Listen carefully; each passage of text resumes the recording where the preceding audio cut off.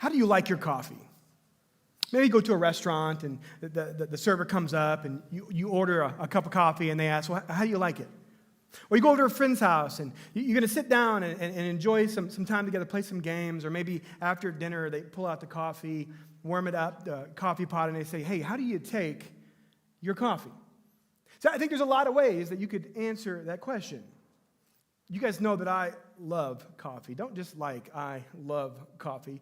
And I think I've shared before, I think one of God's greatest common mercies and graces in life is coffee. Can I get an amen to that? This coffee is just such a beautiful design of who God is and God's character. But we can talk about that later. But I love coffee. So you come over to my house. I'm kind of a coffee snob, and I like the little citrusy roasted beans, and I like to grind them myself, and I love espresso, and I could make you an espresso, or I could make you a latte, or a macchiato, or a cappuccino, or whatever it may be, and it may not be as good as Cafe au lait, but it's not that bad. But I think that one of the beautiful things in life is that God lets us pick and choose many ways how we enjoy the things He's created. How we get to pick and choose many of the things that God has given us to help improve our lives or help us to enjoy the things around us. You can pick and choose the kind of music you like. You can pick and choose what kind of food you like or where you want to go for dinner. You can pick and choose how you want to work out at the gym, unless you want to have rock hard abs, of course, and then you got to do sit-ups. I hate to break it to you. That's just the way that it goes. But we have this beautiful reality around us that we can pick and choose so much of how we experience life. But there's one thing we really should never pick and choose, and that's the way we read. See, we might be able to pick and choose what we read. We might be able to pick and choose when we read, but we should never pick and choose what we read. Because if we pick and choose, or how we read, I should say, then we end up missing the intention of the author. Let's just say this week you're out at Barnes & Nobles and it's after work and you're just looking around and you want to pick up something new to read, or you're scrolling around on Amazon and you remember people have told you for years that you need to read the Lord of the Rings books, but you never have. And so you go and you find Tolkien's section and you find the Lord of the Rings books and you find one and you pick it up and you grab Return of the King. And if you started with Return of the King, you would know this is a great story. And this is going to tell us how the story ends. But you would miss the storyline. You would miss the plot. You would miss the theme. You would miss the development of the characters. You would miss the tension. If you picked up and started off at the end, then you would miss so much of what the author intended you to see. Let's say this week I invited you over to my place for movie night. And I said, hey, we're going to watch The Matrix. Have you seen the new one? Let's come over and watch it together. But instead of sitting down and watching Matrix 4, instead, I begin to just show you clips of Neo fighting Mr. Smith. And these are great fight scenes. These are awesome. It makes you realize that Keanu Reeves really is a good actor. He really is. And you're like, wow, this is great. But I really don't know the storyline. Why is he bending bullets and defying the laws of gravity? What is really going on? And you miss the storyline. You miss the plot. Let's say I invite you over and it's time to watch Star Wars. But instead of starting with number 4, we end up going and just watching clips of Luke and Darth Vader fighting. And again, it's great. And you're like, who's the dude with the sweet black helmet? This guy's awesome. But again, we just don't know what's going on because we've picked up too late in the story. See, that wouldn't make sense. And for most of you, don't read like that. You don't watch movies like that or watch series like that. But for some reason, most of us read our Bibles like that. See, for most of us, when we read our Bibles, we do that very thing. We start 2/3 of the way in. Or we go all the way to the back and see how the story ends. But we have failed to see the plot and the storyline and the development of the characters and even the tension build.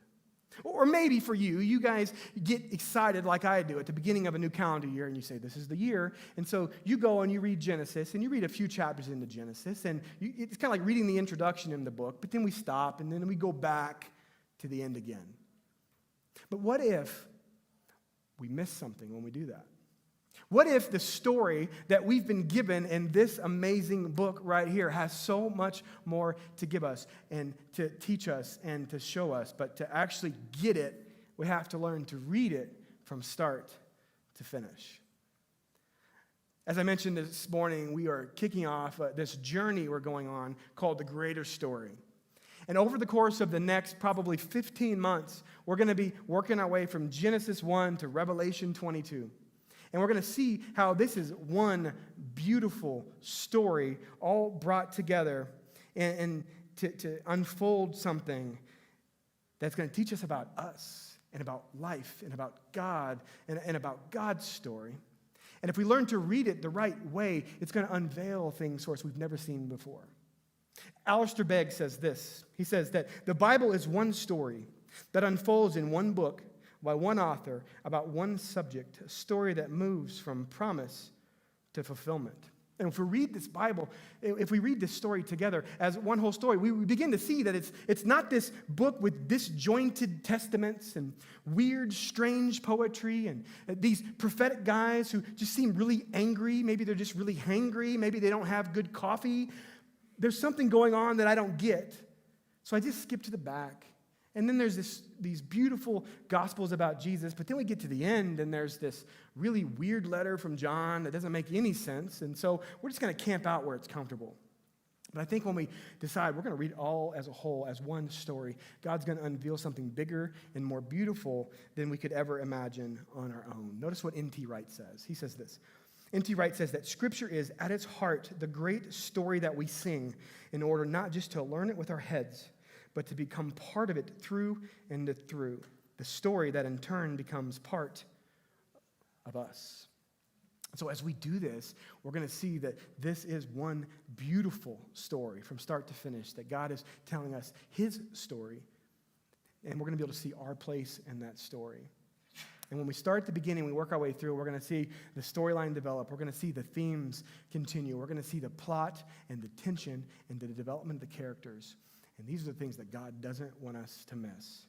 And so in the first page of the first book, of the first chapter, and the first verse, I want you to hear what God has to say to you. Grab your Bibles. Genesis 1, verse 1. God says this. In the beginning, God. In the beginning, God created the heavens and the earth. And just right with that one statement, God has revealed so much to us. Yet the question is, how do we read this book? You start here right at the beginning, the book of beginnings, the book of origins, Genesis. And we have to ask the question, how do we read it though? Because I don't know about you, but if you're like me, it's not really easy to read. Just from the beginning, God didn't give us a sample to how to understand. He didn't give us a key or a legend to how to make sense of this book. He just tells us, in the beginning, God made the heavens and the earth. So again, how do we read it? How do we understand it? Because I don't know about you, but I think a lot of us come in to this book, the book of Genesis, with a lot of assumptions. We come in with a lot of opinions. We come in with a lot of perspectives already that maybe we've developed on our own, or we've heard, or we've read, or we've been told about. So God's beginning this story of beginnings, and we have to ask, how are we supposed to understand it and to read it? Because when I read Genesis 1, when I look at Genesis 1, chapter 1, I see that God is beginning to answer questions that we all ask. Answers like, well, who are we? And how did we get here? What's our purpose? Like, why is the world a mess? Why is life so hard? How do we fix what's broken? And I think Genesis answers those questions for us, but one of the things that you and I bring in with us that we don't realize is we come in as modern 21st century readers asking modern 21st century questions. And so we open Genesis chapter 1 and we want to ask different questions because we want Genesis 1 to be a scientific textbook. We want Genesis 1 to teach us, God, how did you make it? How did you do it? When did you do it? What did it all happen? How did it all come together? Is evolution real? Are dinosaurs real? God, when did you make squirrels and flies? Because those could not have been made at the beginning because they're so terrible, right? Like, God, how did all this come together? But I want us to be careful, and I want us to ask the right questions because Genesis 1 is hard to read. So here's the question. Who gets to interpret what it means? Is it the experts? Because Genesis 1 does talk about the sun and the moon and the stars and the earth and water and makes assumptions on things like tectonic plates and creation of animals and all of these things. So who gets to determine what it means? Do we let the scientists? Or maybe we let the Bible scholars do it, people that have devoted their lives to studying the Bible and seeing how it's unfolded throughout the pages of Scripture and how archaeology supports the words of God. Or maybe it's us. Is it you and me? Do we get to be the ones who interpret it? Is that what it's meant for us just to make our interpretation of what God says? And that's what it means for us. Well, let me ask you a question. Who gets to determine what this word means? Nail. Who gets to determine that one? Let's say you're talking to a carpenter. The carpenter's going to say, well, the nail is the thing that I use to, of course, I'm not a carpenter, so I'm going to get this wrong. But it's the nail, what I use to put boards together, to make frames stick on houses, to put pictures on walls. But let's say that you are talking to somebody who works at a salon. And they're going to say, well, no, the nail is the thing that we, again, paint or make beautiful. Or let's say that you're talking to somebody who just walked out of taking their final exam and they're ecstatic because they did what? Nailed it. Who gets to determine what it means? How about this word? Column. What does that mean? Well, again, it could be the support structure on your porch. It could be something that you see on the Pantheon as you go and tour through Europe. It could be that column on your Excel spreadsheet that you unfortunately have to open as soon as you get to work tomorrow. It could be that thing you read on your favorite website or in your favorite newspaper if you're talking to an author. Who gets to determine what it means? Well, the author does, and they reveal it to us by context. Let's say you get pulled over this week on your way to work or into the mountains, and the officer walks up to you and says, do you know how fast you're going? And you say, well, officer, actually, I just kind of interpreted that speed limit sign that said 70 just to be a recommendation. I didn't really think it was going to be an issue if I went 95.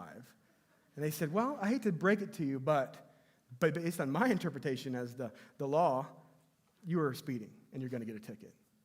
Or let's say that Verizon calls you and says, hey, I noticed you haven't paid your cell phone bill in 3 months. And you say, well, I just thought that was kind of a suggested donation. I didn't realize this was really something you expected me to pay. What's Verizon going to say? I'm the one that gave you the phone, and I'm the one that provided the service, so that bill is due today, or I'm going to cut your phone. See, context is determined by the creator or the author or the person in charge, and I think this is something that we have to learn when we're reading the book of the Bible, because we have to learn that the Bible was written for us, it wasn't written to us. The Bible was written for us, but it wasn't written to us. The Bible was written thousands of years ago to an ancient Near East reader with an ancient Near East worldview who was asking way different questions than you and I ask. See, the ancient Near East viewer and reader was somebody who was completely different than you and me. God writes this book of Genesis through a man named Moses to a group of people who have just been rescued out of Egypt, who had lived in slavery their entire life. And now he's leading them through the wilderness to a place called the Promised Land that they have no idea what it looks like or how long they're going to get there. And they're asking all kinds of different questions. See, these people are asking questions like, so what we just saw in Egypt, that was done by this God? And this God is our God? Well, if this God is our God, then what does that mean? Because how come we don't see miracles like that in our lives? Because if that God is our God, then how's he going to help us in life? Because honestly, life's kind of hard right now. We don't have a lot of food, and we don't have a lot of water, and we got some bad crops, and our health doesn't seem to be very good. How is that God our God? And see, we read this and we ask different questions. You know the questions that the ancient Near East readers weren't asking? They weren't asking about the Big Bang. And they weren't asking about dinosaurs. And they weren't asking about evolution. They were asking very different questions than us. So here's the thing, and I know this is a long setup for what we're going to do over the next few months, but what I want to say is, if we're going to learn to read the Bibles the way that God wants us to understand our Bibles, then we have to learn to ask the questions that God is answering for us. Because if we ask the wrong questions, we're going to be frustrated. And if we try to make our answers fit the questions God is asking, then we're going to lead ourselves down the wrong direction. So with that in mind, context in mind, and God writing the Bible for us, not necessarily to us in mind, let's look at Genesis 1 and just the first few verses. And let's see that God has something really big and really beautiful that he wants us to see as we open up this greater story together. So look with me, Genesis 1, chapter 1, verse 1. In the beginning, God created the heavens and the earth. And the earth was without form and void, and darkness was over the face of the deep, and the Spirit of God was hovering over the face of the waters. And God said, "Let there be light," and there was light. God said, "Let there be light," and there was light. You know, one of the big questions that humanity has asked from the very beginning, and philosophers have talked about for millennia, is that question: how did all this get here? Where did all this begin? How did we get here? Is there a God? If there is he personal? Can we know him? In Genesis 1:1, God very simply answers all of those questions in one concise statement. In the beginning, there was God, and God made the heavens and the earth. All of this that you see is here because I, God, created it. And all of this that you see, you can know because I have given it to you to be able to see and enjoy. You know, there's a phrase that Latin scholars would use when talking about this idea of God creating. It's called ex nihilo. You guys want to learn a little Latin today? Say that with me. Ex nihilo. Ex nihilo. It means created out of nothing. And this is what God is saying, that at one point in time, there was just me. There was no physical matter, and that I created it all. You know, if you look back over the timeline of history and you see some of the beautiful arts, the things that artists and sculptors and painters have created, we can marvel at their creations. I think of Michelangelo.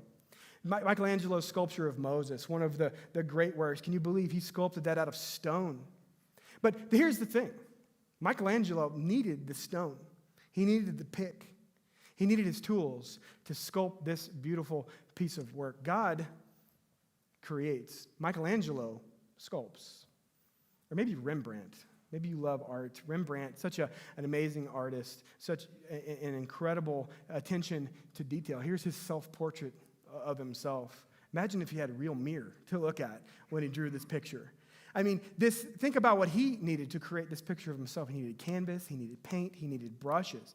He, in his creativity, drew and painted something beautiful, but he still needed the materials to do it. Ex nihilo, God, Genesis 1:1 says that God created out of nothing. That God created from scratch. Now, of course, you and I, we read that and we think 21st century questions, right? We're really like, okay, God, well, how did you create it? How did you do it, God? Tell me about the Big Bang. Was there this little ball of matter, right? This little dense, infinite thing of infinite density with intense heat that created this singularity. And God, when did you do it? Was it 13.8 billion years ago? God, tell me how. And God says, actually, what I'm going to tell you is that I created it. I created it all. And I created it out of nothing. See, what we have to understand when we read Genesis 1:1 and we want 21st century scientific textbook answers, we have to realize God isn't writing this to tell us how. What's he writing to tell us? Who? Not how, but who. See, Genesis is an ancient document written thousands of years ago to a pre-scientific people that lived completely different. They knew nothing about the idea that the earth was a sphere traveling through space. They had no idea that the sun was further away than the moon. It was thought until a couple hundred years BC that the world was actually encapsulated into a sphere. And so when you looked at the sky and you saw it was blue, you thought, well, water's blue. That must be water up there too. And so we come to this book and we see that God is communicating something to a people that wouldn't have understood it if we wanted questions answered the way we're asking them today. Now, could God have said, wait, guys, I'm going to push pause. Let me explain to you how the world works. Let me start with the atom, okay? And here's how the atom works. And here's carbon and proteins. And let me just explain how the universe works. And God didn't do all that. Why didn't he do that? We could have. But again, context. They wouldn't have understood it probably if he would have. Truth be told, pray we won't understand it if he told us to. And so God is communicating this in a way that the people are going to understand it. And God is communicating universal, transcendent truth through culture. And he chose not to update it. Why? Because God isn't teaching us science. He's teaching us theology. He's teaching us who he is and who we are and why we are here. So God uses Moses to write this book to a group of people who just were rescued out of Egypt. And if you know anything about the history of Egypt and the way they view creation, it was very different because creation was governed by many small gods. And the sun god and the moon god and the god who waters the plants and all of these different gods were involved in creation. And so instead of God trying to tell us all these scientific details, what God does is he says to these people who lived their entire lives in Egypt under this mythology, and God says, let me set it straight. There's actually only one God, and that's me. And guess what? I'm your God. And so when you look around and you see all this, guess who created it? I did. All these little fake gods you grew up in Egypt hearing about, they're not real. They're stories. What is real is me. I created it all.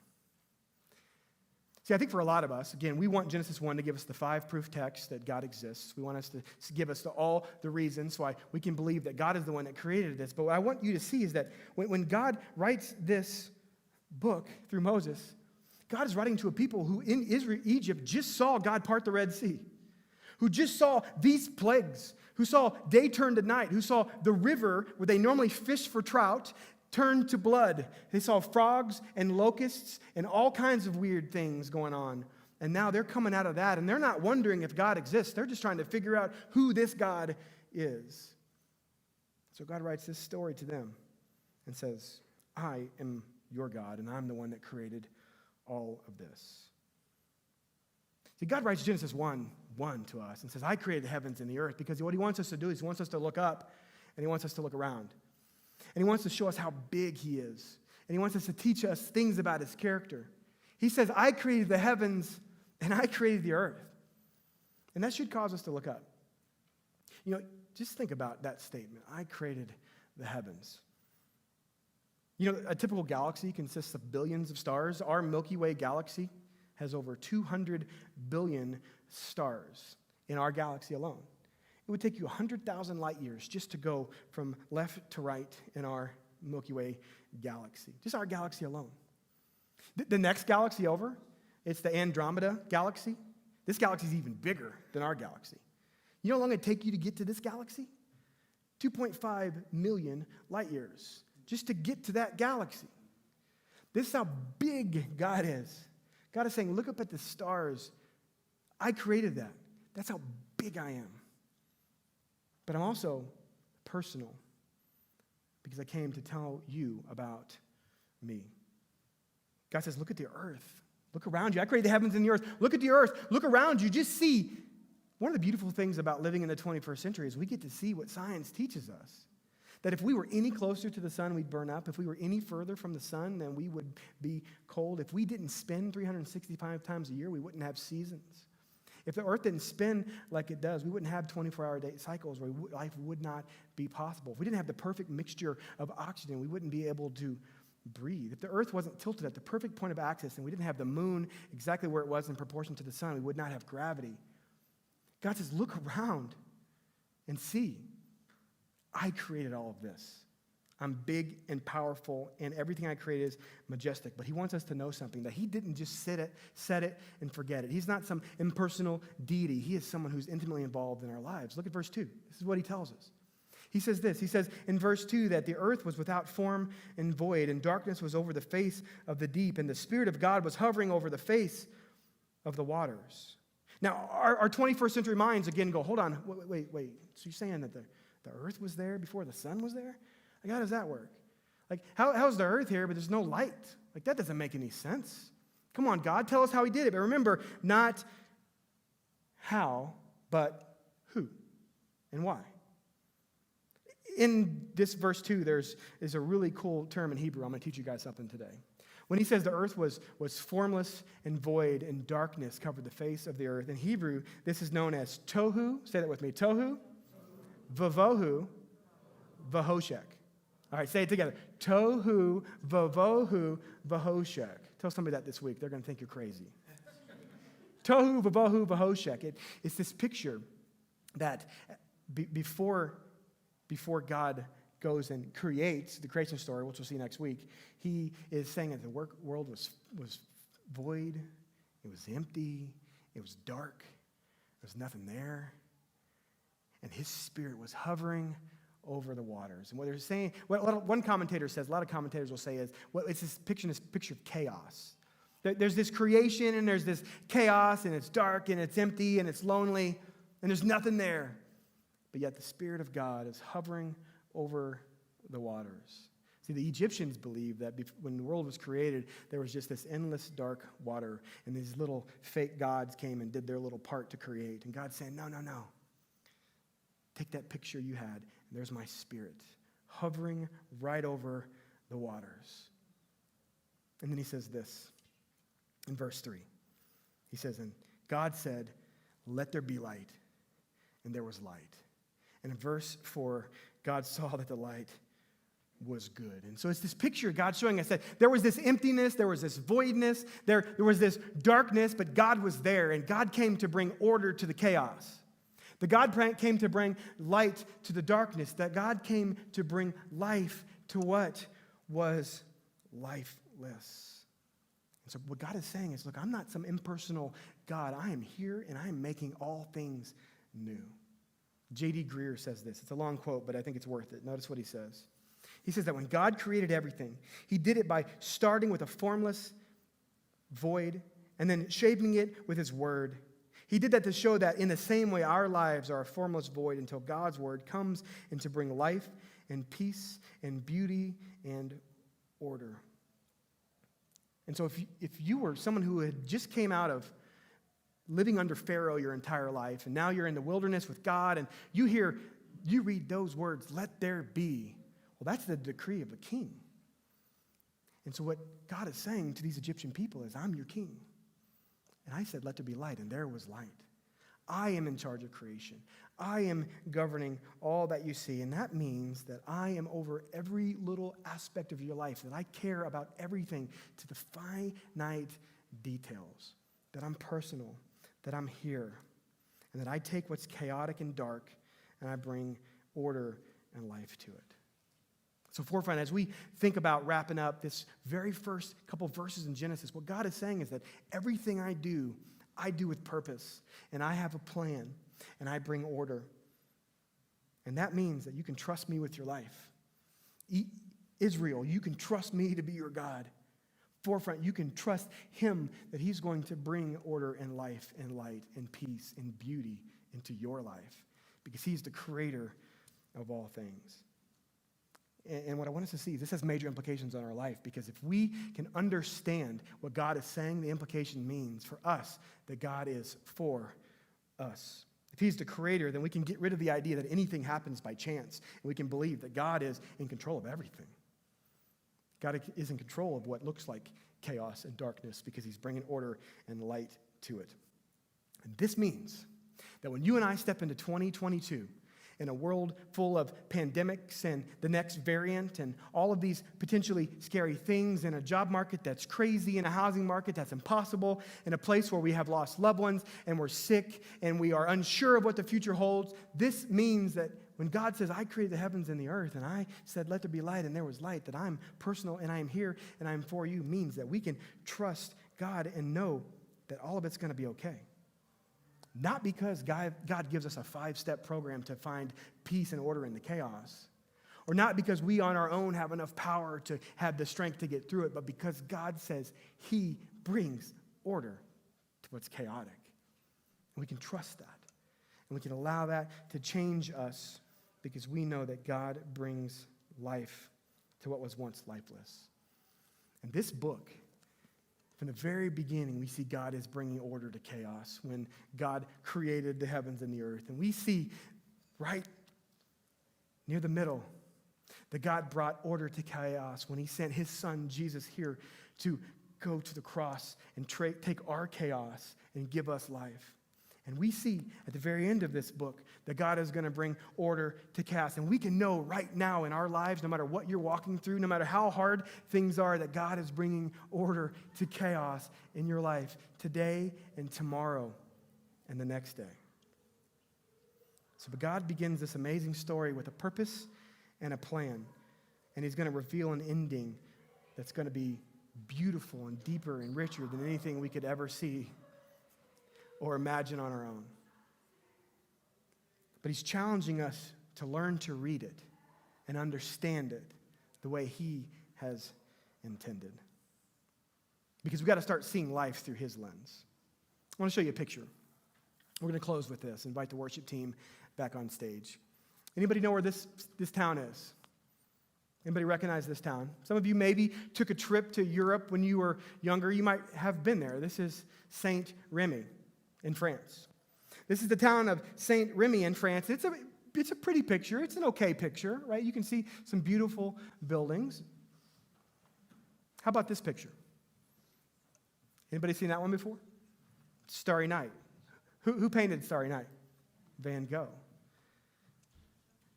Van Gogh painted Starry Night out of his bedroom window when he was looking down on the town of Saint Remy. So which one of those pictures is true? Is it the real picture of Saint Remy? Or is it the interpretation of Saint Remy by Van Gogh? See, which one is true? Which one is right? Because if you look at the first picture, go back to the first picture for a second. You don't really see much going on. You see the picture of the steeple, and I'm assuming there's people down there, but you don't really see anything else. But let's go back to Van Gogh. We see lights in the houses. We see the sun, or we see the moon and the stars, and we see how the atmosphere is spinning and moving. And which one seems like there's a lot more life to it?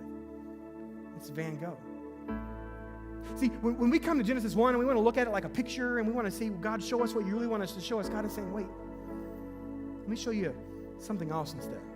Let me show you Genesis 1. Because Genesis 1 is God's Van Gogh. And he's showing us there's so much more to the picture we're seeing. Because when we look at life and we see chaos, we see darkness, we see emptiness, God's saying, no, there's so much more going on. If you just look for it, if you just learn to see it, if you just learn that God is the one that brings it. So therefore, I'm excited for us to be on this journey together. Because as we do, we're going to see that God is the one who creates with a purpose and a reason. And God is the one who brings order to the chaos. In the beginning, God created the heavens and the earth. When we learn to look at it through his lens, we'll see that he's bringing order and life to us too. So let's just learn to look for it.